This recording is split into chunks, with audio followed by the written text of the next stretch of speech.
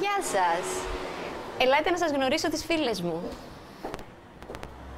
Από εδώ είναι η Σοφία και εκεί είναι η Ελισάβετ. Καλώς ορίσατε στη σχολή μας. Και λέω μας, γιατί είναι η σχολή πολλών αγαπημένων μαθητριών.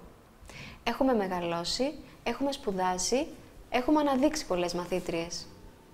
Κλείνουμε 16 χρόνια πορεία σε αυτό το χώρο και πιστέψτε με, είναι ό,τι καλύτερο έχω κάνει ποτέ.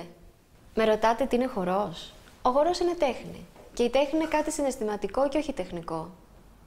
Δεν είναι απαραίτητο να γίνεις χορευτής για να μάθεις να χορεύεις. Ο χορός μπορεί να εμπνεύσει σωματική και πνευματική αυτοπεποίθηση. Να διορθώσει το στήσιμο και την έκφραση. Να καλλιεργήσει την εκτίμηση της μουσικής, την κοινωνικότητα, την πειθαρχία, συνεργασία, απαραίτητα στοιχεία για καλύτερη ποιότητα ζωής. Οι καθηγητές που διδάσκουν στη σχολή μας είναι εκπαιδευμένοι στο ρώσικο και αγγλικό σύστημα και έχουν σκοπό να ενθαρρύνουν τους μαθητές να εκτιμήσουν το χορό ως μορφή τέχνης, να κατανοήσουν το μπαλέτο ως δραστηριότητα τόσο διασκεδαστική όσο και επαγγελματική. Θα παρακολουθήσετε αποσπάσματα μαθημάτων ξεκινώντας από τη μικρότερη ηλικία 3,5 ετών και συνεχίζοντας στη μεγαλύτερη περίπου 16 ετών.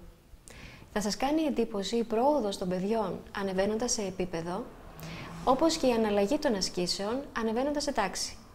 Θα σας δείξουμε μπαλέτο, ελεύθερη κίνηση, character και φλαμέγκο. Το κλασικό είναι η βάση και το σπουδαιότερο κομμάτι του χορού. Η ελεύθερη κίνηση και το character συμπεριλαμβάνονται για να βοηθήσουν τη σωστή λειτουργία του κλασικού μπαλέτου.